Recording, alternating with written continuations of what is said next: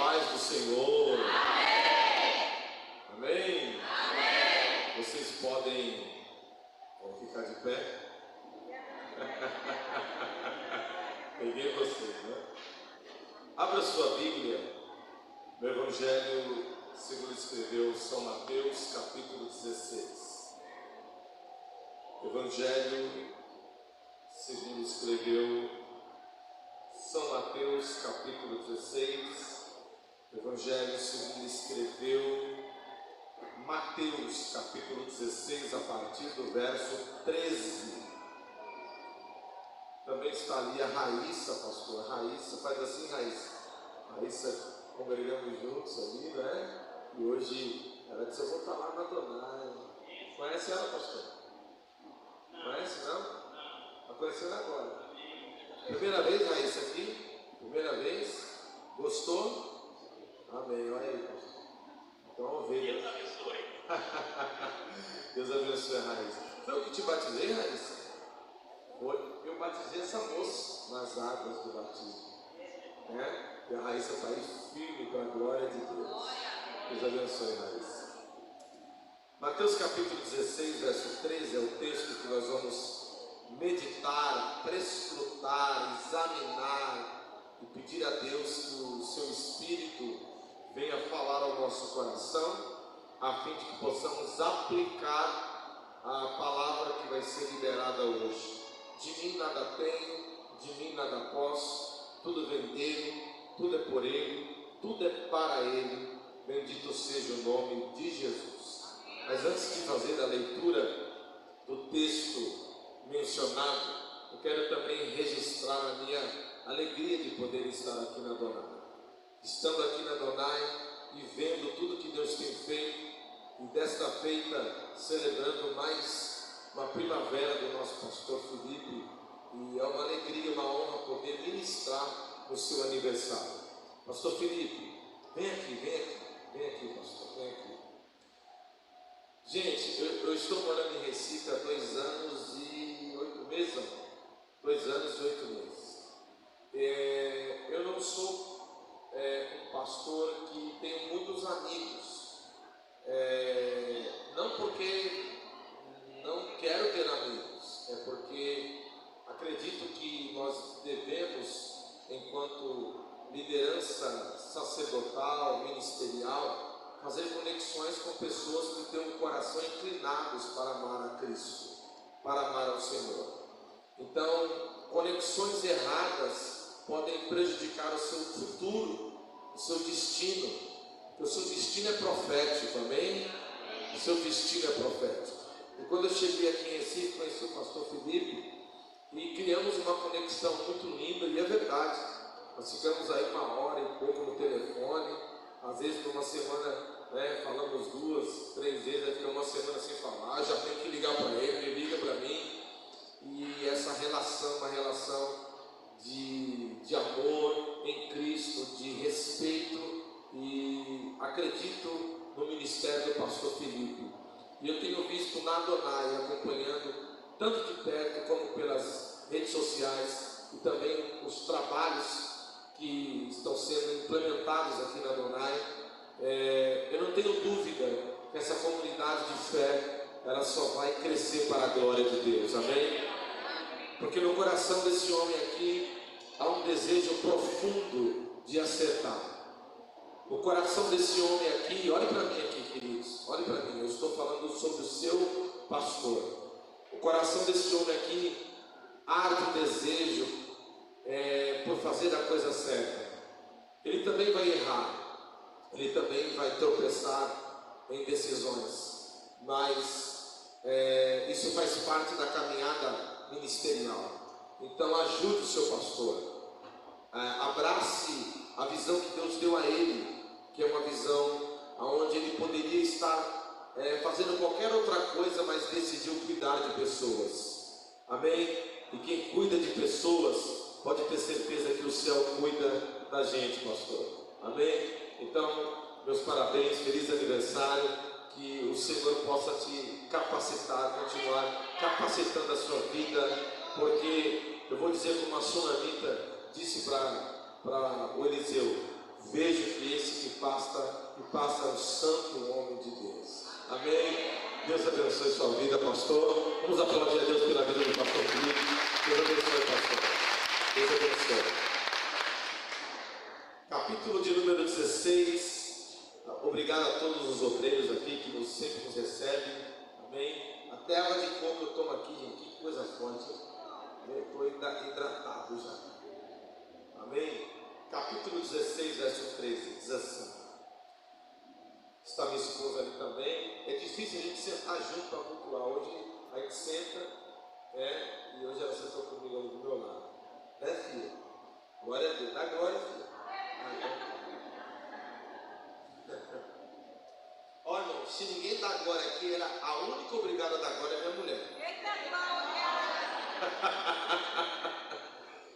Mas ela não dá glória porque eu peço, não.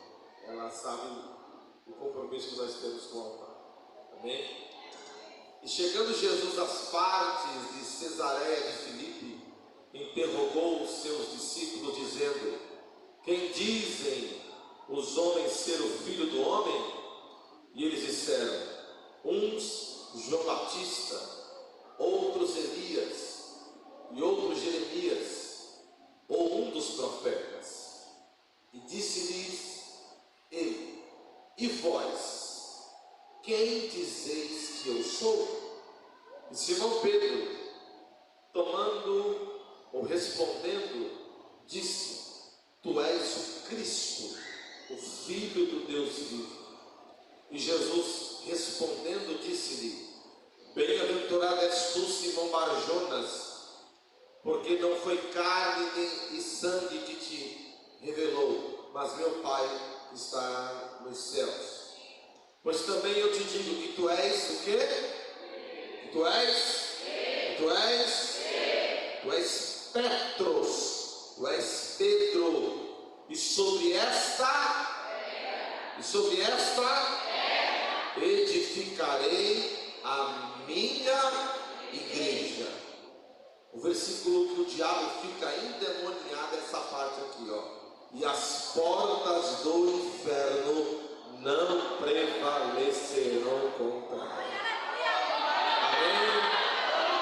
Com a sua Bíblia aberta, tome seu assento.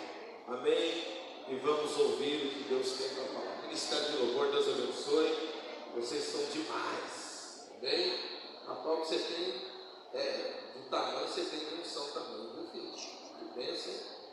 Diz que os menores perfumes têm. Não, os pequenos frascos têm os melhores perfumes. Deus abençoe. Olhe para mim aqui, queridos, olhe para mim.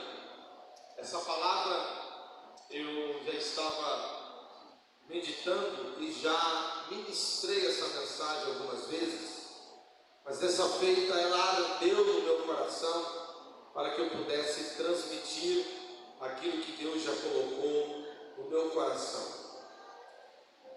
Olhe para mim aqui. Nada do que Jesus fez no seu ministério foi de forma aleatória. Tudo que ele fez foi milimetricamente pensado, orquestrado, urdilado, arquitetado pelos céus. Por que o senhor diz isso, pastor? Jesus ele faz questão de levar os discípulos a um lugar chamado Cesareia de Filipe. E no ministério de Jesus ele permeou muitos lugares. Betsaida, Betânia, Cafarnaum e tantas outras cidades que você já ouviu. Mas em nenhuma cidade Jesus escolheu para fazer as perguntas que ele fez aos discípulos. Ele escolhe propositalmente. Eu disse o quê? Propositalmente. Porque Jesus não faz nada sem propósito. Não faz. Eu vou lhe provar.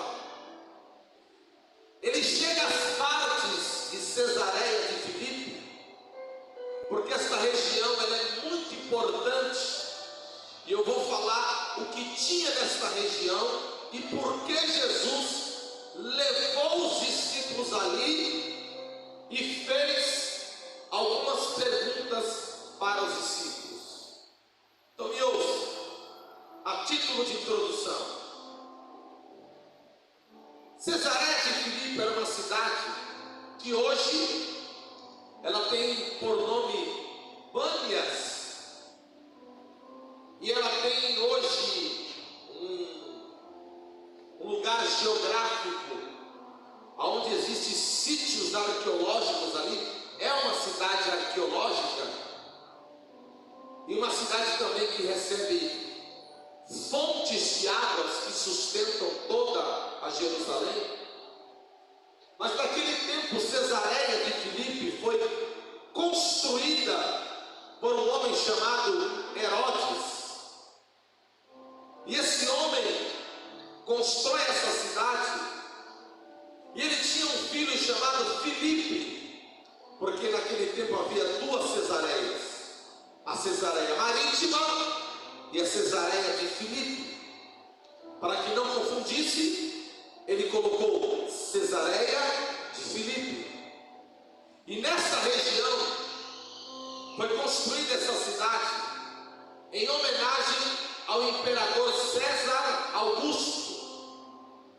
E essa cidade, nos tempos bíblicos e principalmente no tempo de Jesus, Cesareia de Filipe era um lugar de culto pagão. Ouça-me, era uma região onde se cultuava outros deuses. Baal era cultuado ali, Zeus, porque naquela região havia muitos greco-romanos que moravam ali, então a cultura greco-romana imperava naquele lugar. Então Zeus, que é na mitologia grega o pai de todos os deuses, era adorado ali. Havia uma estátua de Zeus, havia um templo para Zeus, também havia ali um templo para Baal, uma imagem de Baal. Havia também um templo, um altar à deusa Nêmesis, a deusa da vingança. E esse lugar chamado Cesareia de Filipe, havia muitos lugares aonde eles construíram altares, templos, e aonde as pessoas iam para lá para cultuar esses deuses, inclusive uma estátua do imperador Júlio César, ou César Augusto. Só que esse imperador, ele queria a adoração em vida. Isso é chamado de antropocentrismo. O que é isso? É o homem no centro. Eu tenho visto em algumas comunidades de fé, que não podem ser chamadas de comunidades de fé, quando trocam o culto para um culto cristocêntrico, e aí convergem para um culto antropocêntrico. Ou seja, o homem é adorado, o homem é venerado. Aqui nós estamos hoje em culto em gratidão pela vida do pastor Filipe, mas não é um culto antropocêntrico.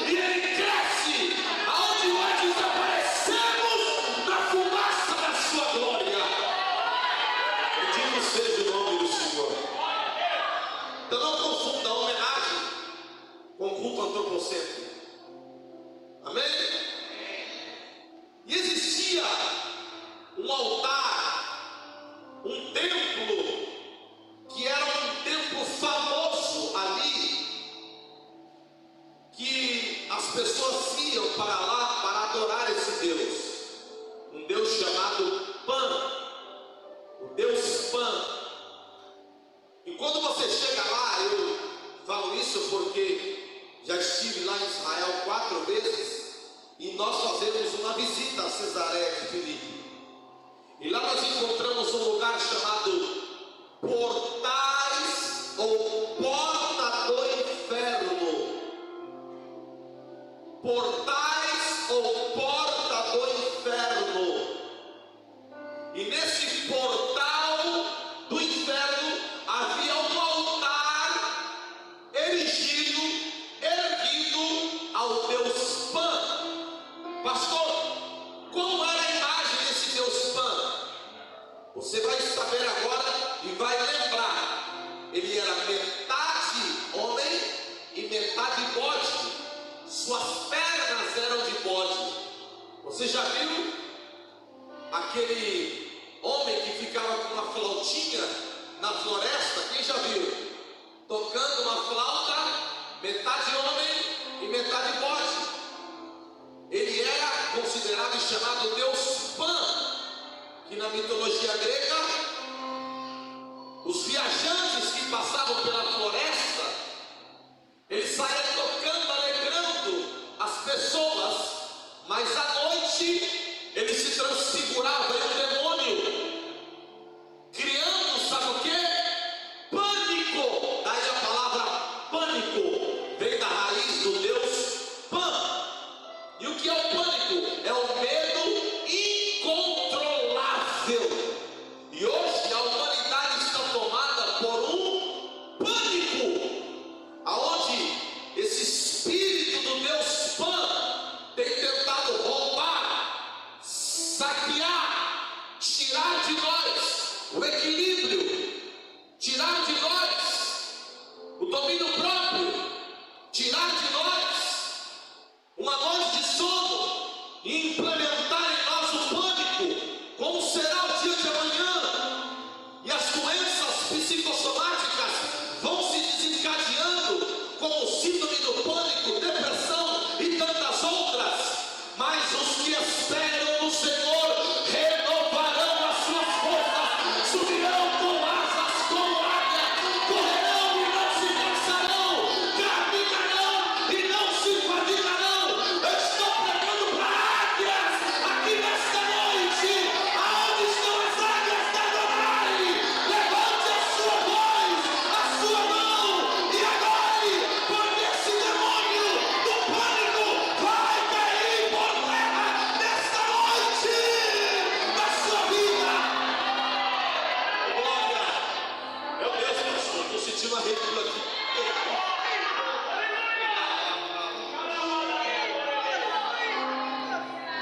Escute, você entende agora porque Jesus leva os discípulos lá e faz a pergunta para os discípulos lá? Então Jesus leva os discípulos para lá, então, e diante desses altares, olha, se você não pegar isso aqui, eu vou voar em você. Ó, diante de tantos altares, Zeus, Baal, Mênesis, Pan e tantos outros, Jesus ali faz uma pergunta para os discípulos.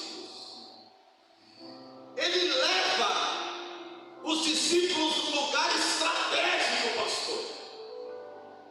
Você imagina estar num lugar chamado Portais do Inferno e Jesus ali cercado de altares, e Jesus pergunta para os discípulos, interrogou-os, perguntando, dizendo: o que vocês ouvem os homens aí dizer ser o Filho do Homem? Se fosse nos dias atuais, o que está rolando nas redes sociais? Qual é o comentário a meu respeito? O que as pessoas aí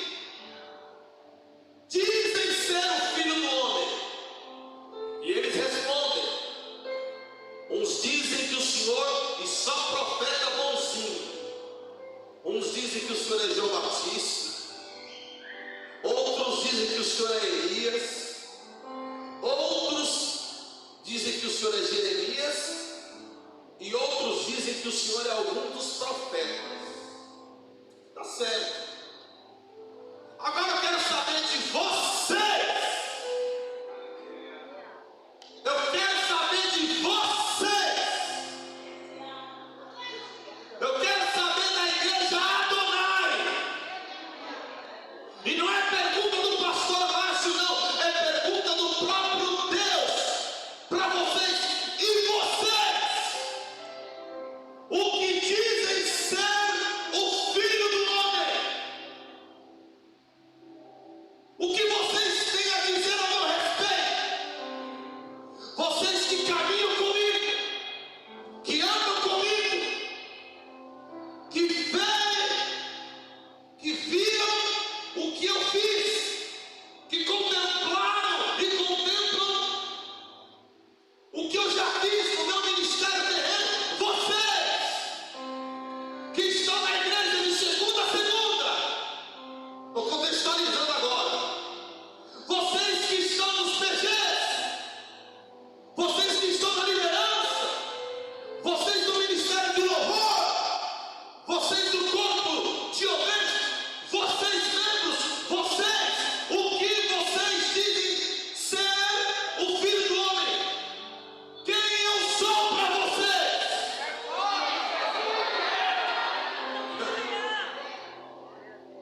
Quem eu sou para vocês? Apenas um abridor de porta? Vou falar.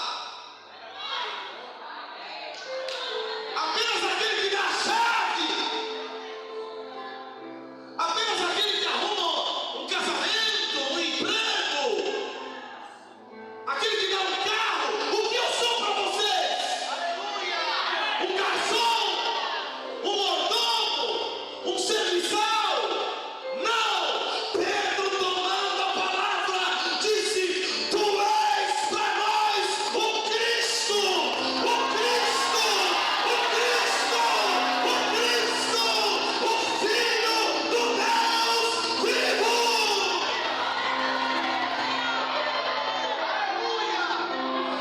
A igreja, mais do que nunca, nessa dispensação chamada graça, precisa reconhecer, e não só reconhecer interiormente, mas verbalizar que Jesus ainda para nós, Jesus ainda para nós, é o Filho de Deus, é o lírio dos vales, é a rosa de Sarão, é a resplandecente estrela da manhã, é leão e cordeiro, a cordeiro e leão, é aquele que está sentado no alto e sublime trono.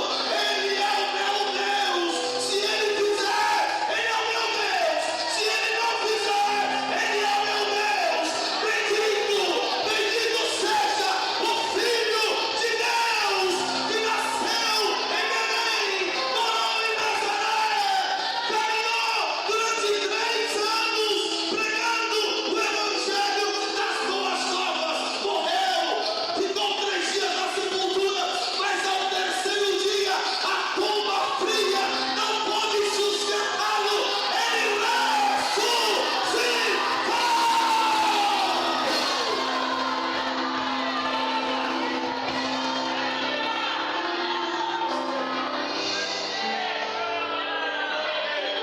Por favor, pergunte para quem está do seu lado: o que Jesus é para você?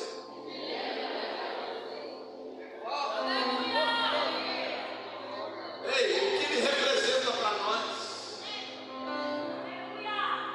Para alguns, Jesus não virou mais, não é mais o seu Senhor, mas é o Aladim da lâmpada. Eu vou chegar lá, vou esfregar, fazer 3 pedidos. Só 3 pedidos. Aladim só dava 3. A Bíblia tem mais de 8.695 promessas. Você está trocando Jesus por Aladim? Mas olha para mim, foi proposital. Aí Jesus olhou para Pedro, irmão, e Pedro era terrível. Pedro ele tomava a frente mesmo. proativo sempre vai tomar a frente. Pedro foi proativo. E aí Jesus dá uma palavra para ele: bem-aventurado és tu, Simão Bar-Jonas, porque não foi carne nem sangue que te revelou, mas meu Pai que está no céu. Agora o verso 18 é onde eu quero me deter. Eu quero que você redobre sua atenção. Pois também te digo que tu és Pedro. Tu és o quê? Pedro. Pedro não era o seu nome. O nome dele era Cefas. Jesus deu um codinome a ele, chamado Pedro. E a palavra Pedro no grego é Petros. Petros.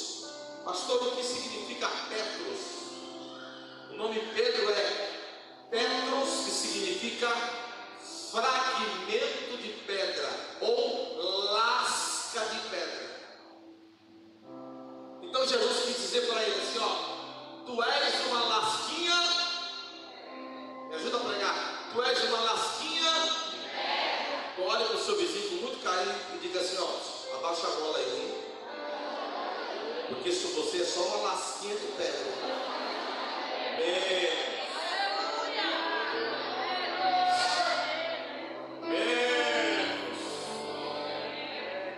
Viu?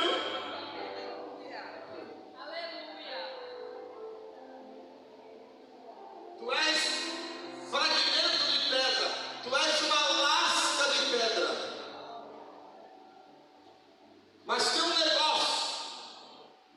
Sobre esta pedra, é aqui que alguns exegetas, que alguns hermenêuticos, que alguns teólogos, que de teólogos não tem nada, quando traduzem o verso dessa forma, não são teólogos, são telólogos. Não entendeu, mas tudo bem. Não. Eu já vi gente dizer que a rocha aqui era Pedro. Jesus aqui usa um trocadilho de expressões de vernáculo. Então Jesus faz assim, ó, agora você vai entender. Ô Pedro, ô lasca de pedra, você é só uma pedrinha que eu vou usar na construção da minha igreja. Só que a minha, Jesus não disse a sua igreja, ele disse o quê? A minha vai estar firmada em uma rocha. Aí Jesus faz assim com Pedro: ó, tu és lasca de então Jesus está aqui e ele está falando com Pedro. Tu és lasca de pedra. Aí Jesus bate no peito e diz: mas sobre essa pedra,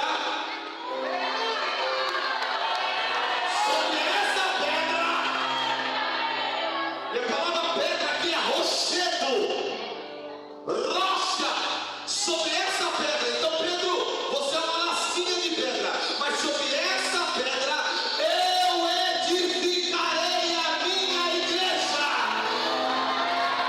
E coloca a mão para cima para você glorificar. E as portas do inferno não prevalecerão contra ela.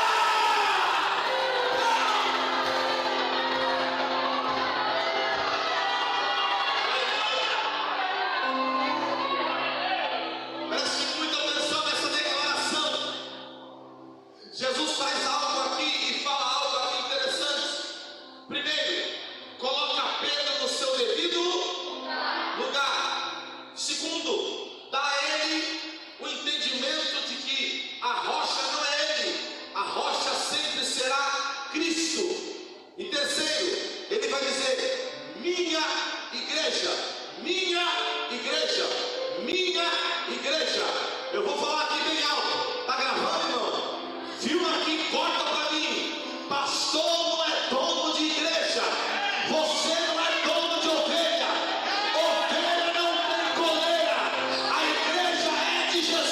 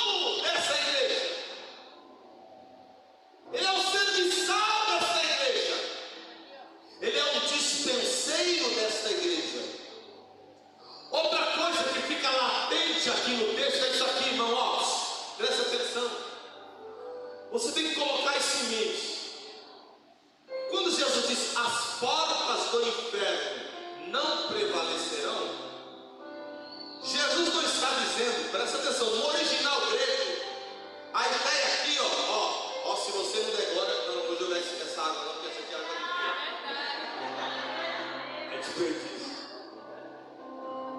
Aqui, a expressão "e as portas do inferno não prevalecem" não tem a ideia de que o inferno está avançando e a gente está assim, ó. Entende? O texto grego diz que a expressão "e as portas do inferno não prevalecem" é que a igreja faz isso assim, ó.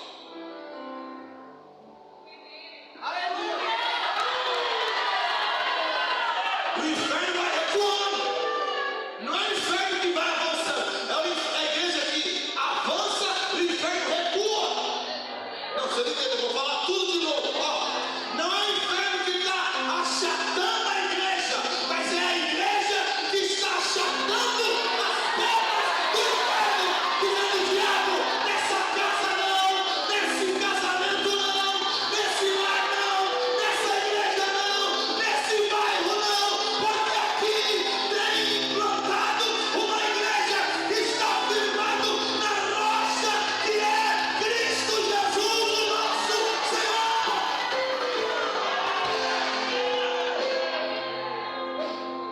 Jesus disse isso há muitos mil anos atrás, e quando recorremos à história da igreja, percebemos que a sua palavra ainda permanece viva e eficaz, não caiu por terra. Charles Haddon Spurgeon, no ano de 1890, Spurgeon chega a dizer que naquele tempo a sua maior igreja tinha por volta de 4.225 membros, a maior igreja naquele tempo. Naquele tempo, Spurgeon tinha a maior igreja, com mais de 4.000 membros. Hoje uma igreja aqui, com 4.000 membros, é pequena. Existe uma igreja nos Estados Unidos, uma igreja presbiteriana, que ela tem 80.000 membros. A igreja na Coreia de Pyongyang tem mais de 1 milhão de membros. E na Coreia do Norte, segundo a estatística, na Coreia do Sul, perdão, a do Norte, a do Kim Jong-un, lá, aquele japonês doido lá, encapetado, o evangelho não pode estar lá. Na outra Coreia, 25.000 cristãos por dia. E pessoas, na verdade, estão se rendendo a Jesus. 25.000 pessoas por dia estão se rendendo a Jesus. O que é isso? A igreja avançando, a igreja pregando. Se você chegar lá em Roma, você vê o Coliseu de Roma e a história dos cristãos que morreram pelos leões esfainados da Líbia. Cristãos que eram colocados como palhaços para serem ali a atração das pessoas que estavam ali, comido por tigres e leões.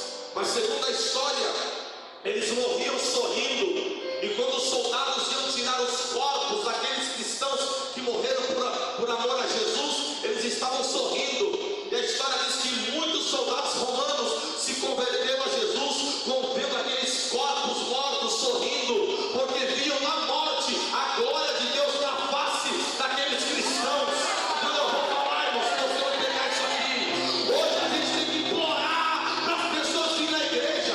Tem ar-condicionado, tem todos os atrativos para que você tenha um conforto para cultuar. E aí você reclama do culto, reclama do horário, reclama disso, reclama daquilo. Naquele tempo eles iam para as cavernas, eles iam para aquedutos, eles cultuavam em espaços inóspitos que não tinham ar-condicionado, que não tinham cadeiras, eram debaixo de cavernas, eram escondidos, mas eles estavam ali dizendo: nós não negamos a Cristo, nós não negamos a Cristo. E hoje você está aqui por causa do sangue desses homens. Valorize a sua igreja, valorize a sua fé, valorize o teu Cristo.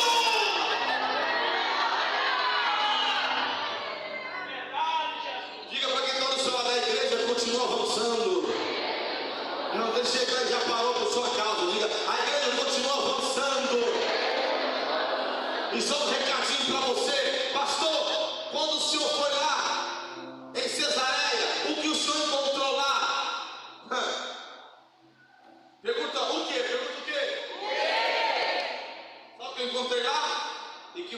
você um dia, quando for para lá, vai encontrar? Não pegou. Ruínas, escombros. Ei, o templo de Baal derrubado, o templo de Zeus derrubado, o templo de Mênesis derrubado, o templo do Deus Pan derrubado. E a igreja?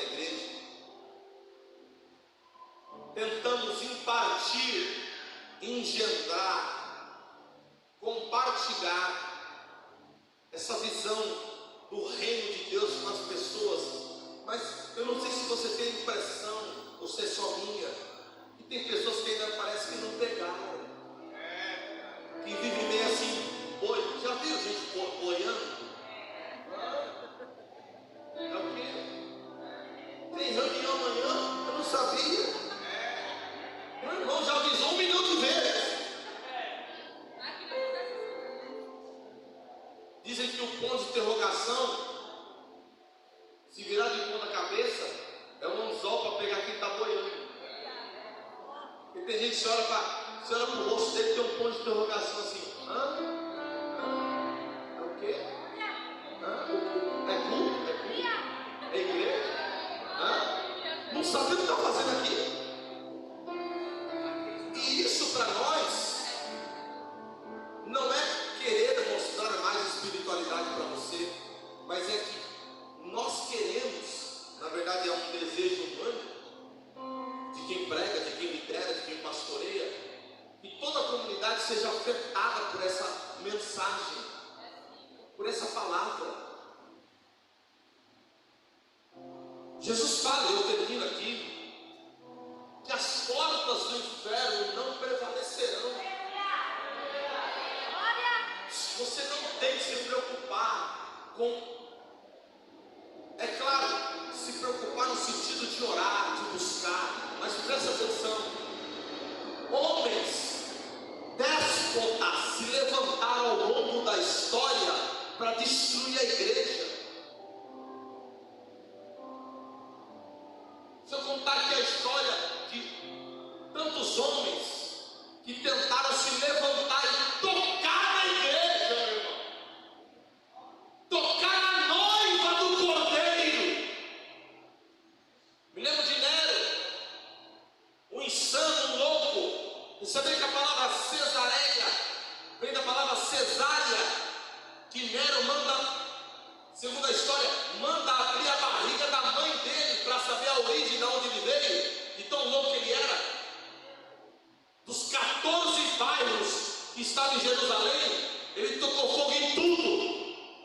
Aí ele sobe na torre de Messena, pega uma harpa e começa a tanger, vendo Roma pegando fogo. Dos 14 bairros, 12 pegaram fogo. E os outros 2 eram bairros de cristãos e judeus, e nenhuma casa pegou fogo. Ah, você não está aí não.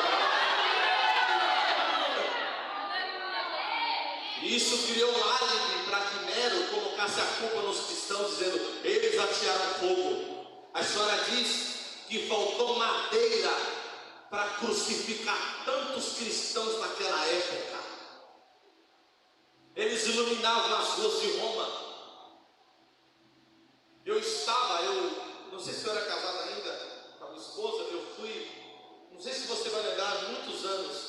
aconteceu eu termino aqui com esse testemunho. Aconteceu uma fatalidade lá no Rio de Janeiro, Nova Friburgo. Quem lembra? Petrópolis, muitos anos. Uma chuva que deu ali, é uma região serrana do Rio de Janeiro, e o que era para chover em um mês, choveu em 4 horas.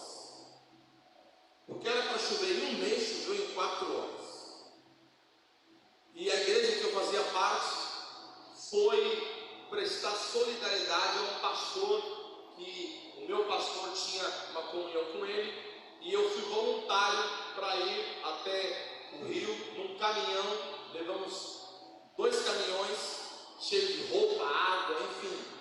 Quando chegamos lá, a região ali, eu queria ir no lugar onde aconteceu a tragédia, mas a Defesa Civil impediu, porque havia corpos ali dali e não podia entrar no lugar. Fomos até um depósito, descarregamos o caminhão, e aí o pastor me conduziu a um galpão maior do que esse, dá uns 2 ou 3 esse galpão. Pessoas que perderam tudo. Sabe o que é tudo? Tudo. Eu vi uma senhora sentada assim no chão, olhando o pastor por nada. Ela perdeu o marido, filho, perdeu tudo. E ela sentada no colchão, sabe, sem perspectiva de nada. Eu me lembro disso. Aí tinha um casal, que era o marido, a esposa e uma filha, dando alimentos ali para as pessoas. Aí o pastor olhou para mim e falou: está vendo aquele casal? Sim, aquele casal do vilarejo deles, a única casa que não foi afetada foi a dele. E ele está agora dando assistência para as outras pessoas. Aí o pastor contou o testemunho que ele contou. A chuva aconteceu de madrugada, então pegou muita gente dormindo, não deu para escapar. Mas ele acordou, ele teve um start, ele acordou de madrugada. E como Nova Friburgo é cheio de pedra, lugar montanhoso, as pedras rolaram, destruíram casas. Ele disse que quando sentiu que não dava para correr, acordou a esposa, acordou a filha e disse: olha, nós vamos morrer, mas nós vamos morrer de joelhos orando. E eles dobraram o joelho na sala e começaram a orar.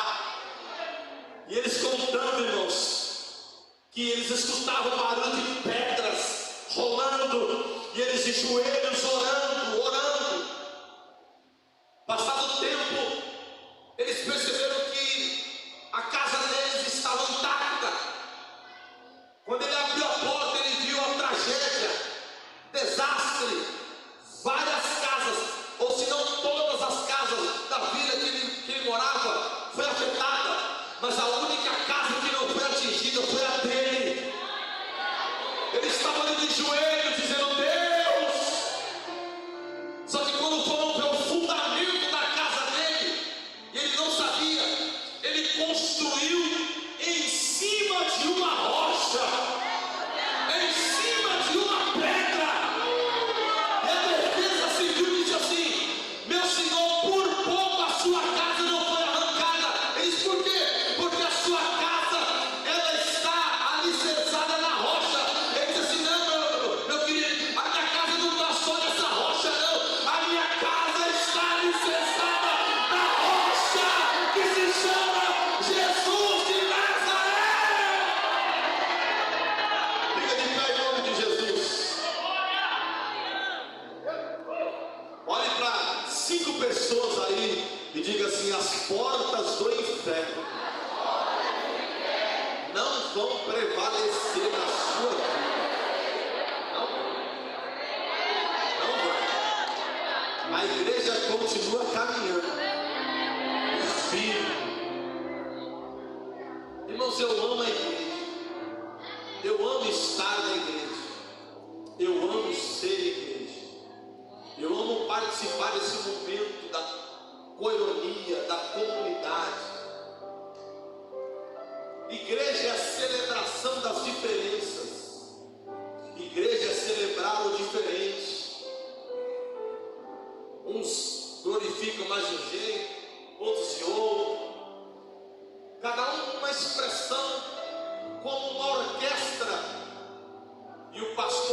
diapasão celestial, ele coordena toda essa orquestra.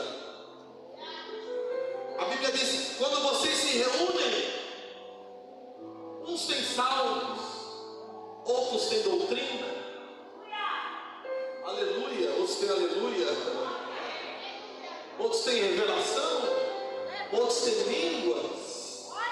Faça-se tudo para a edificação da igreja. Oh, que coisa linda! Você acha que o diabo vai vencer essa igreja, meu irmão? Vai não! Vai não! Vai não! Vou falar, Jesus.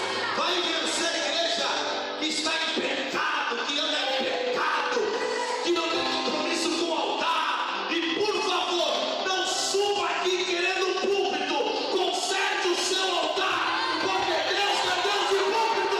Deus é Deus de altar. Deus é Deus de altar. Deus é Deus de altar.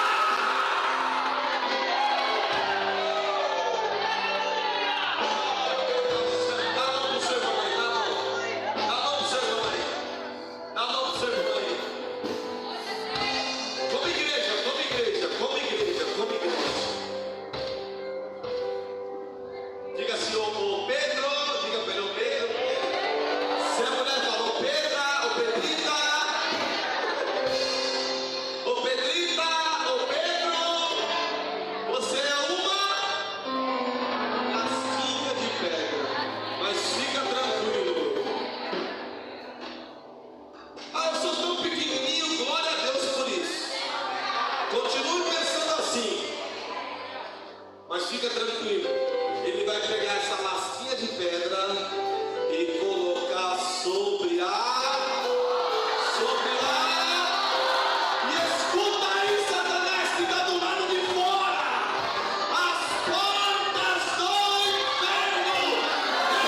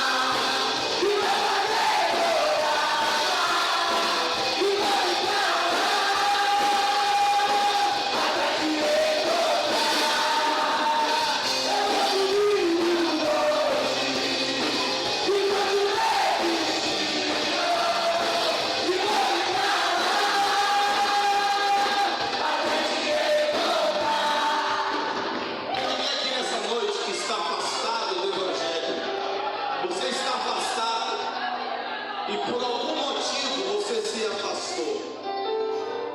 Sabe o que você disse? Que o inferno prevaleceu na sua vida. Você disse: o diabo, o inferno prevaleceu. Você se afastou. Não foi Jesus que se afastou de você. Há alguém nessa noite que quer se reconciliar com o Senhor? Tem alguém nessa noite que quer se reconciliar, quer voltar e entender que não há outro senão Jesus, e quer colocar você de novo nessa rocha que é Ele? Alguém entre nós? Tem alguém?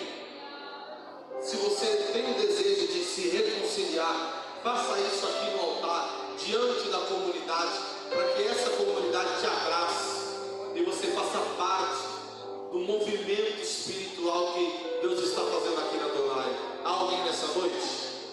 Alguém?